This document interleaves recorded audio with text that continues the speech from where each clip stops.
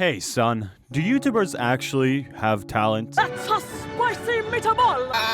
Wow, Boots! You look good! I don't know, but today I'm gonna try and find out. There seems to be a want, no, a need from every mega-rich, popular YouTuber to at some point expand from this position of being just a YouTuber to prove that they can actually be exceptional in any single field they want to try out. That's why throughout the decade and a half that YouTube's been around, we've seen people do movies, books, and in this video, we're gonna talk about TV shows. I think that seeing YouTubers attempt doing traditional TV is kind of interesting. YouTube's thing from the get-go was to sort of democratize success, promoting this idea that any person from any corner of the world can have their very own channel, like TV, with their very own show. But even though being on YouTube gives you a bit more freedom, everyone still seems to be gravitating towards traditional fame. On YouTube, you kind of get to be your own boss. Yes, you do need to adhere to the rules of the algorithm, but you still get to make the final decision about how your product looks like. On TV, you need to adhere to the rules of 70 executive producers. A bunch of business people without a creative bone in their body that don't really have an idea about how you manage to get to the point that you are. In this video, I want to go over 4 different YouTubers and essentially explore this battle, this tension of keeping your own identity, your own creativity, the reason as to why people decide to watch you in the first place, against the needs of the massive corporations that paid them to make content for them. Will the final product feel genuine and interesting? Or is it just gonna be some plastic crap that I don't even care about? A plastic corporate pile of shit. Let's sniff it out. The YouTubers we're gonna have on trial today are these 4 lucky bastards. I picked these people because all 4 of them have made shows in completely different fields, so I think that might make things interesting. A sitcom by Liza, Koshy, a children's cartoon by Guava, a documentary by David Dobrik, and a late-night talk show by Lilly Singh. Well, hot damn, what a great group of people. I'm sure if they were all here with me in this tub, it will all tell you how you should subscribe. I know it's bad to come into this with preconceived ideas about things, but I have a feeling these shows are gonna suck. I've never watched a Liza Koshy video in my damn life. A few years ago, when I was a mere teenager watching David Dobrik, I remember she popped up in those vlogs every now and again. I know some people put her in the same category as Lele Pons and find her to be absolutely intolerable. I don't know, I just remember her being fine. I could really take it or leave it when it comes to her sense of humor. Okay, the water. It's fine. It's Advil. It shouldn't burn anyway, but this will definitely help. Jet, that's not how you drink water.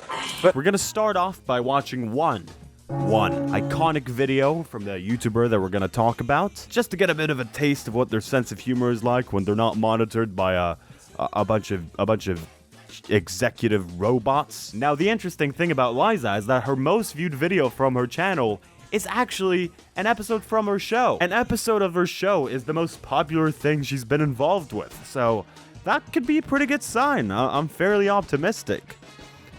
It could also be because she's naked, but, you know, yeah, no, she's she's full on naked in this. She's full on naked in this episode. Yeah, no, I can't show any of this. If I show this in my video, I'm gonna get demonetized, which is kind of ironic because when she showed it in a video, she got 90 million views, but hey, it is what it is. I think a proper video to start things off with and get a bit of a taste of the Liza Koshy soup is probably this one, her in the dollar store doing a bunch of crap. It's part of a very famous series on her channel, so that can properly give us a look into what people like about this person. I'm already pretty excited about this thumbnail. Looks like she's maybe doing some kind of drug. Did not know you could buy pot for $1. Thought it would be higher than that. What? This is only 79 cents? Come on, man, it's a dollar store. Get this cheap stuff out of here. Oh my God, this is $1? $1? $1? Yeah, I mean, I don't think this is really my type of humor, I guess. No, I'm being a bit of a nerd talking about editing, but it is edited pretty weirdly. I mean, she's I don't know, it's fast, but in a weird way. The whole thing feels a bit like a collection of vines.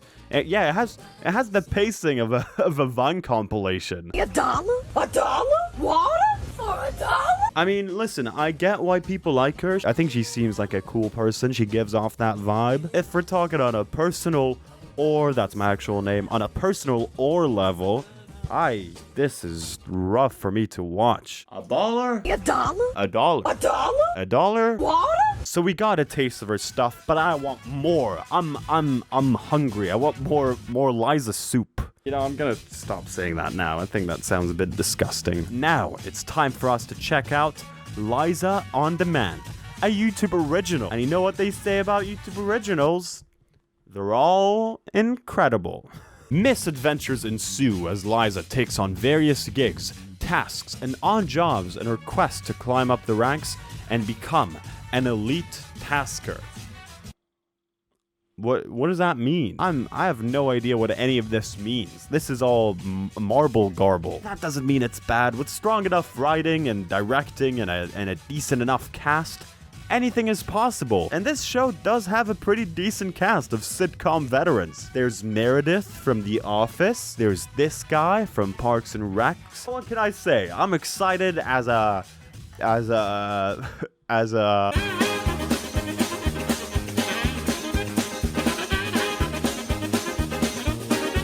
Honey, I'm home.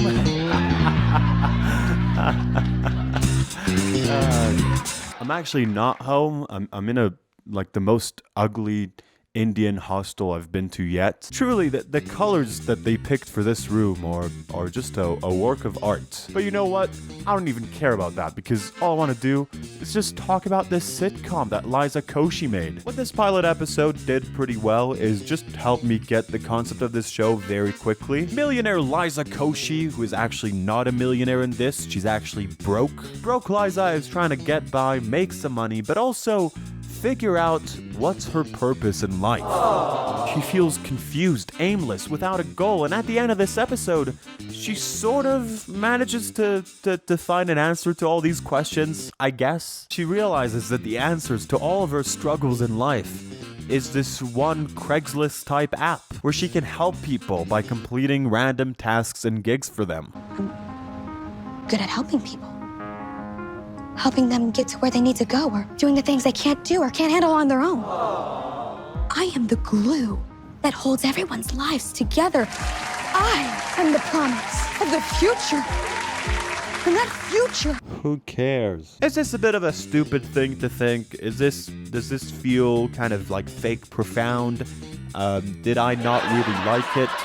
Maybe, but now that it's been some time since I watched it, it's just a pilot episode. This is just one bit out of a long journey that this character is going to have, so it makes sense that she still has a lot to figure out. Straight out the gate, I like the premise that they were introducing here, that Liza is out here completing random gigs and tasks, and every single episode would be her doing a unique, different kind of job. Something a bit wacky to it, something that has a little bit of flavor to it. Do I think that the actual show and its writing hold up to this pretty fun concept?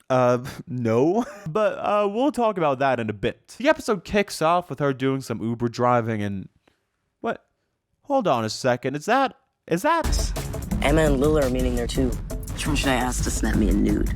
Yeah. Why is Noah snapping this, asking for nudes? Isn't he? This was like posted in 2018. He's like 16 in this. Ugh. Which one should I ask to snap me a nude?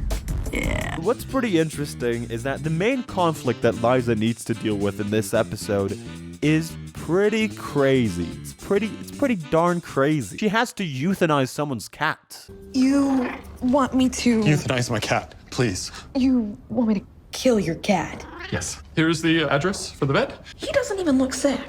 He has cancer.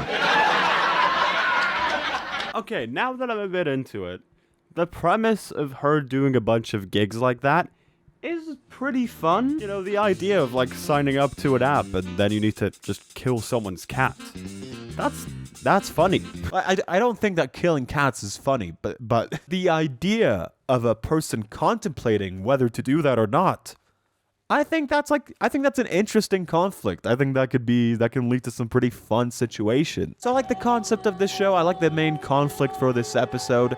I think that Liza and in this episode her one co-star, though I think more are supposed to join later, are pretty good together. I think they're pretty fun. I think all of these very good and positive things.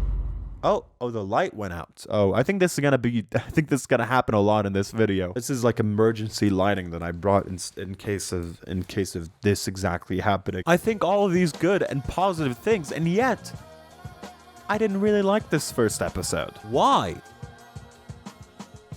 Not one funny joke. They say that comedy is subjective. Well, I don't know who the hell they are, but they can shut up. The writing here is so ass. Consistently. Do you think maybe I could hang out here for a little bit? Oh, you got attached to him, didn't you? Julius is awfully irresistible. Yeah, like this. Is that a joke? Eat a dick, Lyle. You know, if Not I a could joke. hang out. Let me get this straight. You drive around looking for cats to rescue like some sort of cat Batman? Like Catman? Like Catman. Like Catman.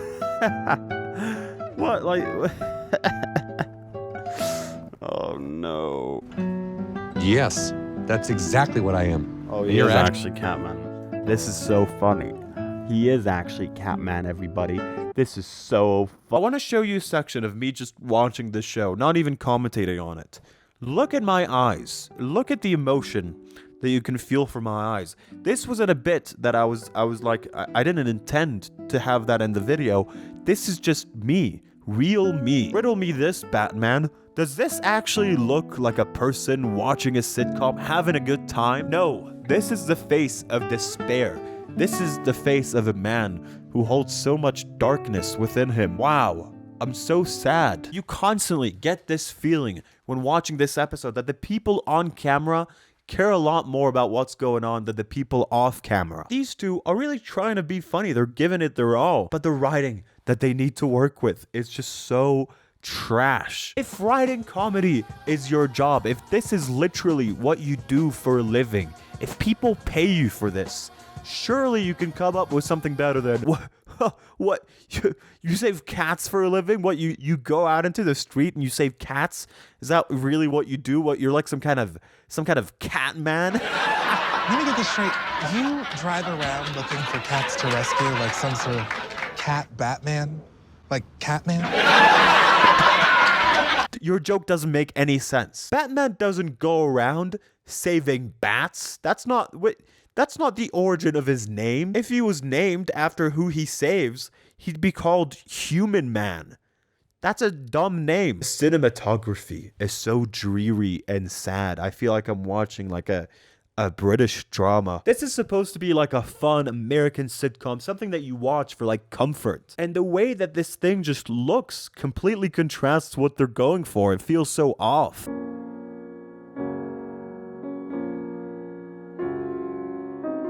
Why are the colors so muted and gray? They need to learn more from this ugly ass room that I'm in. Watch a show like Never Ever Ever that honestly is probably meant for a very similar target audience. The way that it looks is just so fun and inviting and like, I don't know, just feels lively. Then you switch to Liza on Demand and you feel like you're watching some World War I documentary. Obviously, I don't think that this is like a choice that's been done on purpose.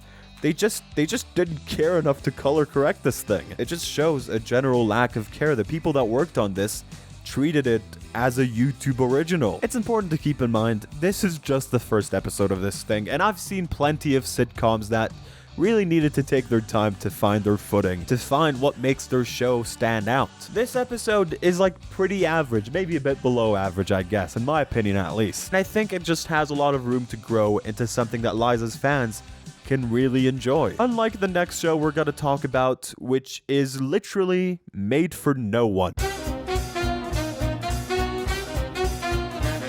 A Little Late with Lilly Singh.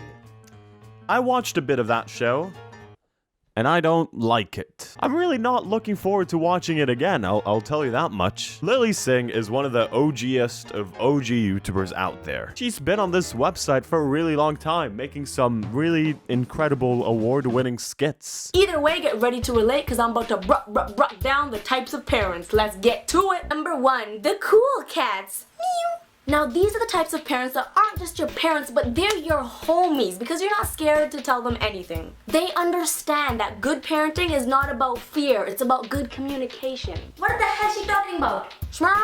It's true, it exists. Yeah, this is really funny. I'm a big fan of this. Now in 2019, Lilly got picked up to host her very own late night talk show. A little late with Lilly Singh. And nobody liked it. People immediately criticized the show for how bad the jokes were. It makes up for my bad personality. You know, like when I cut someone in line at a club, first people are mad, but then I'm just like...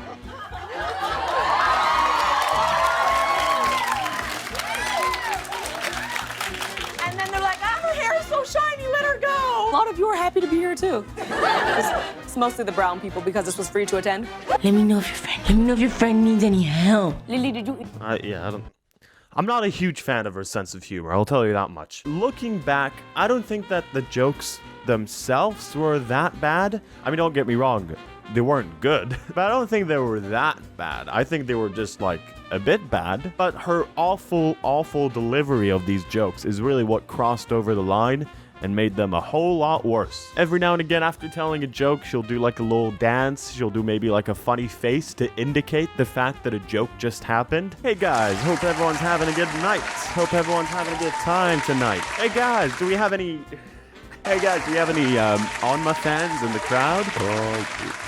What's Onma? Onma Island is buried a treasure chest.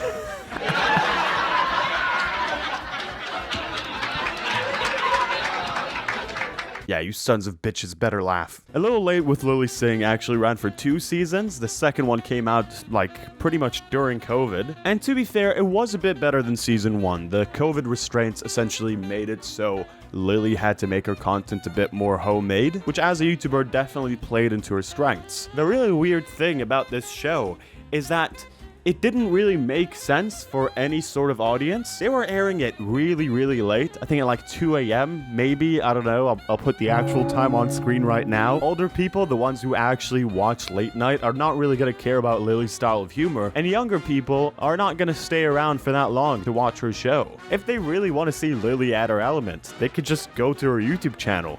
The late night serves absolutely no purpose, and for that exact reason, it got cancelled after season 2. With this one, I decided that I'm not just going to watch the pilot episode because a few people made a video about that already. It doesn't really matter because it's a late night show. These things aren't really serialized. So I'm just going to watch a few clips on the internet that I found. The Mask. Still needed in 2021. Making a joke about, I don't know, that the mask with Jim Carrey and the mask that we needed to put on during COVID, and in some places still need to put on. That also feels like it's just been done quite a bit. But who knows, maybe combining these two elements will actually feel fresh together. I don't actually think that that's gonna happen, but I'm being nice. Oh, no, it's fine. I already got the first dose of the vaccine. After you get a vaccine, you need to keep wearing your mask. Okay, so she's gonna wear the mask like Jim Carrey. Oh. It's showtime. Smoking! It's not party time, P-A-R-T-Y, because I gotta! Oh no! That sucks.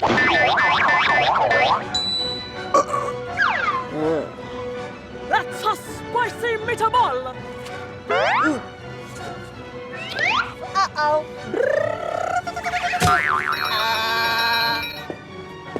Nice mask. You know COVID's over. God, what the hell is this? Well, 500,000 of those cases being right here in the US of A. With thousands of people still getting sick because they haven't reached herd immunity yet. Well, the mask mandate in America has prevented over 450,000 cases and counting. Hit it! Oh no. God, this genuinely makes the actual Mask movie look a bit lame. Somebody stop politicizing me! Could be a good boy. Okay, well, that was really bad. Yeah, like, I agree with her points. During the height of COVID, you should have worn a mask. But me agreeing with your point is not a substitute for being funny kind of attitude where instead of actually trying to think of a joke, what we're gonna do instead is just saying something that a lot of people will agree with, especially our audience. What is she actually doing in this video other than, like, I don't know, saying the very logical reasons as to why you should wear a mask while wearing a costume of the mask from Jim Carrey?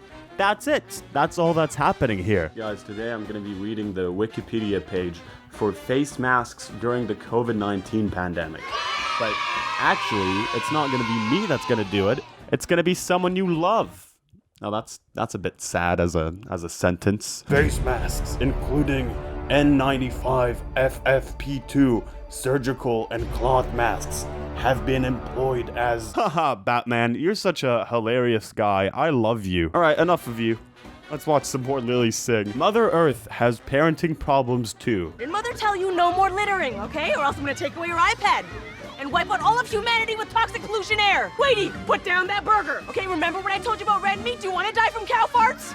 Okay, so this proves my point even more. That's her doing the same thing again. Like, here's the thing. It's totally fine and even, like, cool to give your opinions about something through comedy. I don't think that comedy should be this completely sanitized thing that has nothing to do with, like, politics or just, like, I don't know, your opinions about stuff. But, like, just make it funny. I don't even care if this person is, like, blunt about it. But there's, like...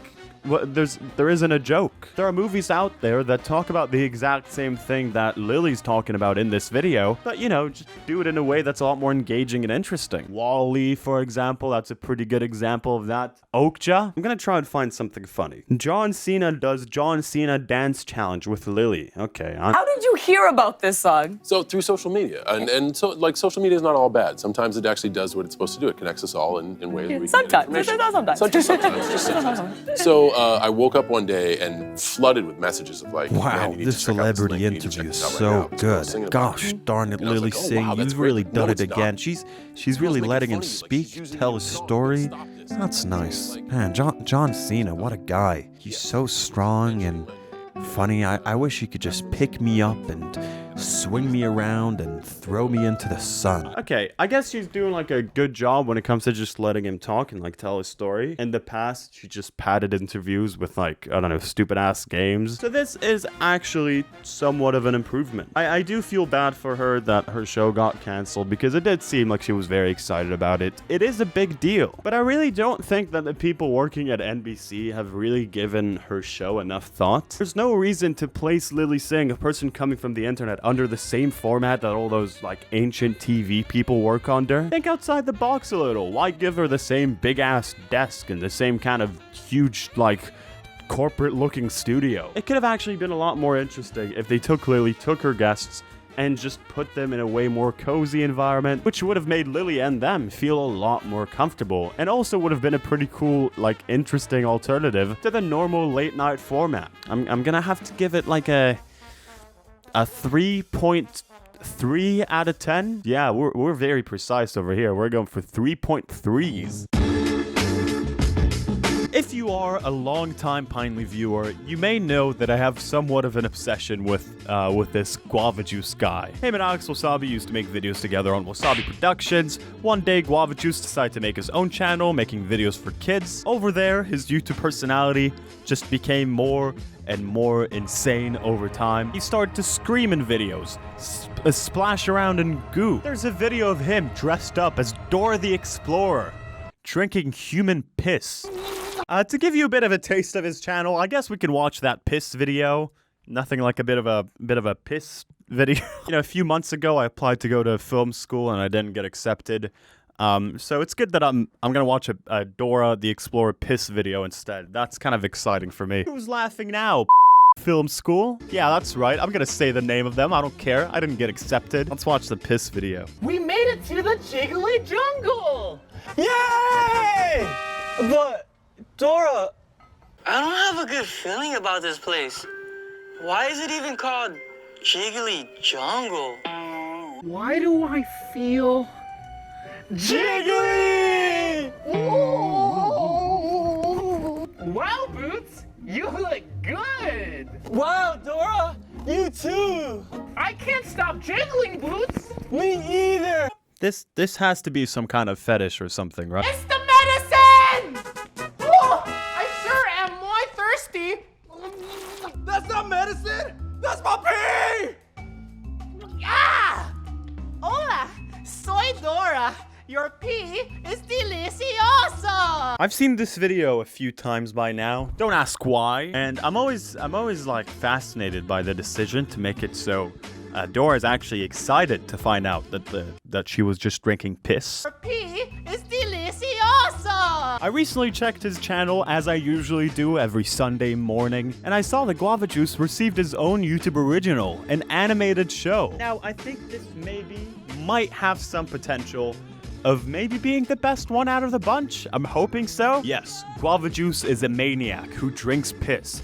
But I think that placing him in this animated format might actually work. Maybe his usual, quite animated way of like acting around in real life will feel pretty normal in a cartoon. I don't know, I'm just being hopeful. It could be shit. The series follows the amazing adventures of 14-year-old Roy, which is Guava Juice's actual name, and his best friends, plucky teenager Jenny and fretful safety-first Guava, as they work at a mysterious curio shop and travel throughout the multiverse in a magical bathtub. Feels a bit random, but hey, it might just work. Let's give it a shot. I'm gonna go to this couch now. We're gonna watch the very first episode of the Guava Juice show. It's called Do Not Eat This Spicy Pepper. I'm so excited. I'm so very excited.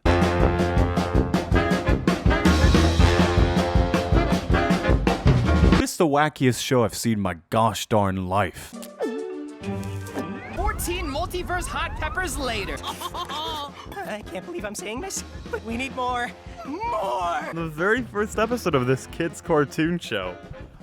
The kids get addicted to drugs. Honestly, pretty funny. So this group of 3 troublemakers travel around a bunch of dimensions in, get this, a bathtub. Yeah, I'm not kidding. This is some serious shit. This was like a pretty fun and colorful little thing. I feel like if I was a kid, a mere boy, the same one that was obsessed with the annoying orange, this would probably be like my kind of thing. Most of the things that I've disliked about this are just derived from me being a sad, decrepit, pathetic little old man. You know, things like not really liking the pace of this thing. Yeah, I know. Go die, old man. There's so much, maybe even too much happening just in this one episode. It starts with them going on this like Rick and Mortyan type of adventure. They scream, they return to the shop, and they do like a bunch of drugs at some point. They might tell you that they're just eating a bunch of ghost peppers, but it's clearly, I mean, this is clearly... I can't believe I'm saying this, but we need more. They essentially get addicted to the drugs, steal some more. They go steal some more powerful drug, a big old ghost pepper. The ghost pepper becomes a demon. Then they do a fight. We've got to kick some butt! And then they stop the fight scene to do like a monologue about some stupid shit nobody cares about. Guava, come on, challenges are good. They're the reason for, I don't know, all human development. All of this, my son, in the span of 10 minutes. Guys, this has nothing to do with the plot that you were going. Guys, just focus. But again, keeping in mind that this is made for children, they're gonna like this shit. They're gonna eat this shit up. You can really feel like there's a lot of love and care put into this thing. I mean, Guava Juice kind of surprised me with his voice acting abilities. He was pretty damn good. Did you say challenge? I challenge you both to a hot sauce challenge! Dude is very charismatic as a lead. He knows how to be emotive with his voice. I thought the dynamic between him and the 2 other main characters in this was also pretty fun to watch. Roy Fabito, which is, again, Guava Juice's actual name, is this, like, adventurous boy who's up to doing whatever the hell he wants. And there's Guava, who's, like, a literal floating guava, and he's, like, this pathetic little coward. Hey, where's my anti-slip mat? Oh, here it is. Good! Then there's this girl who I forgot her name, but she's like also adventurous, but in a more kind of chaotic way. Something that I also appreciated is that unlike the David Dobrik show, which we're gonna talk about in a bit, that thing really, I like that piece of shit. This show really gets into the thick of things really early on. They don't explain to me why there's a floating guava in there. They don't explain to me what to deal with this magical bathtub. No, they immediately go on an adventure. This thing has like the foundations of being a really good show. I think the main problem here is that the writing just needs a whole lot more focus. People dunk a lot about like random XD humor, and that's for a reason. If you do it like a little bit here and there, it can be fun, can have its charm. But when you do it all the goddamn time and nothing of what you see makes any sort of sense, it just becomes a bit annoying at some point. The ending scene of this is just full-on wacky. So they're about to fight this like demon ghost pepper thing that has happened. We've got to kick some butt! You, as a viewer, expect a fight scene right now because that's what makes sense. But then they decide to do the comedic thing and subvert our expectations by doing a dance challenge instead. Challenge you to something you can't resist. A copy my moves dance challenge. But then they subvert my expectations again by not starting the dance challenge and having Roy instead give a big old monologue about the importance of challenges in our lives. They're the reason for, I don't know, all human development? I don't mean the challenges as like the struggles that humans face in their day-to-day lives, like deciding on whether it's a good idea to go on a 40-kilometer long trek when you have asthma. No, I'm talking about challenges as in like the cinnamon challenge. Like if two kooky countries hadn't challenged each other, we would never have made it to the moon. Yeah, Roy Fabito's right. Challenge videos are the backbone of society. But then, guess what happens? They subvert our expectations again by not even doing the dance challenge with the demon and doing the dance challenge like against each other. What? The Guava slide and shiver! No way! Like the demon isn't even involved in this situation. With all my critiques, I think that this thing is exactly what it should be. What we're trying to see here is if this person has actually managed to make something that fits with their whole vibe. Something that's actually authentic and stays true to their own style of videos. And if you've ever seen a Guava Juice video, you'd know that none of this shit makes any sense at all. If you're a 10-year-old Guava Juice fan who's been watching his stuff for a while, you're gonna enjoy this. I don't know what you're doing watching this video though. Get away. This, I swear.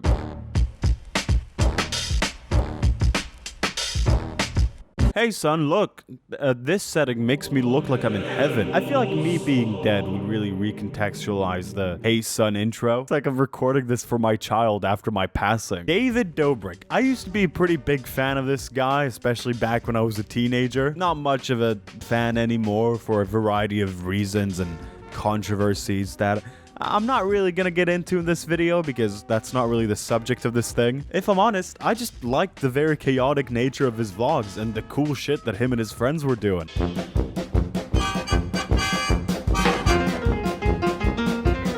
That's some cool shit. If you want to get a bit of a taste of what his vlogs were like, here's me watching a compilation of David laughing for 2 minutes. Hello. So stupid. Oh my god. Cindy, that was one nut. He's right there. You look thin. I know. No, you just gotta breastfeed him. Breastfeed him quick. Okay. So when we watch that show, remember this. The defining thing about David Dobrik's vlog were these chaotic moments. This notion that anything can happen. These people are gonna do anything and anyone for content. In very much the midst of all the David Dobrik controversy coming out, he came out with this show called Discovering David Dobrik. So Discovery Channel, the same Discovery Channel that made like Mythbusters, also made this thing with a YouTuber. Now I don't oppose them doing projects like that with YouTubers.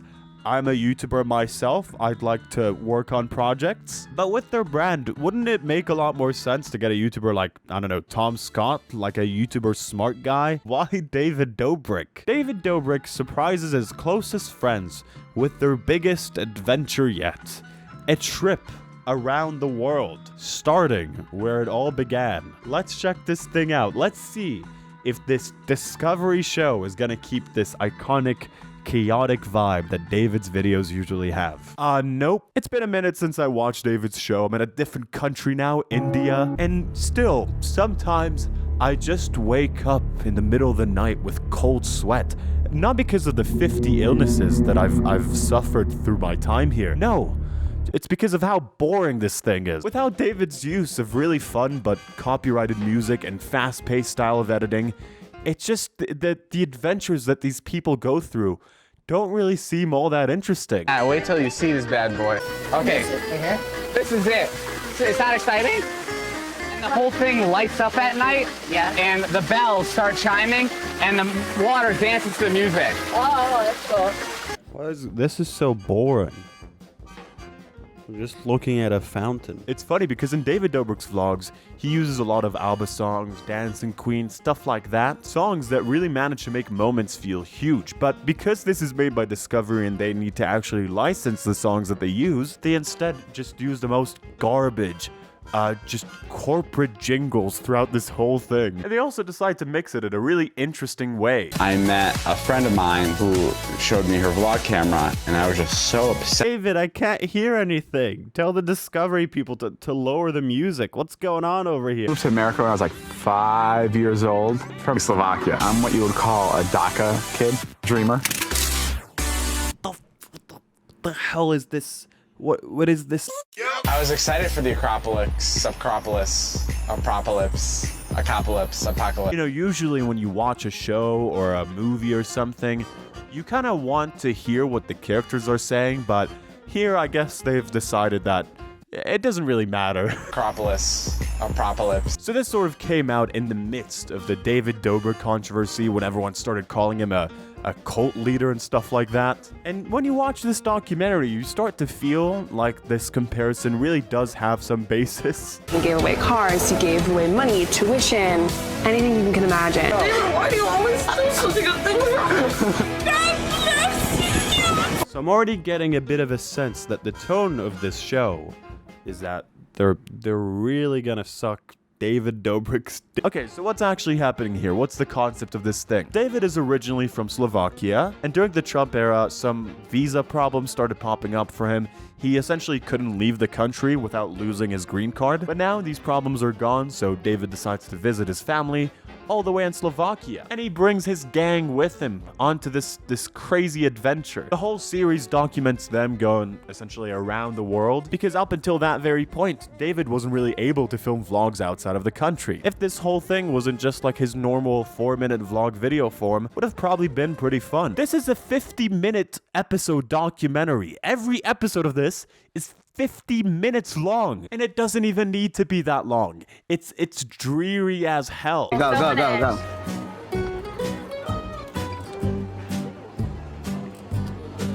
We spend so much time doing absolutely nothing.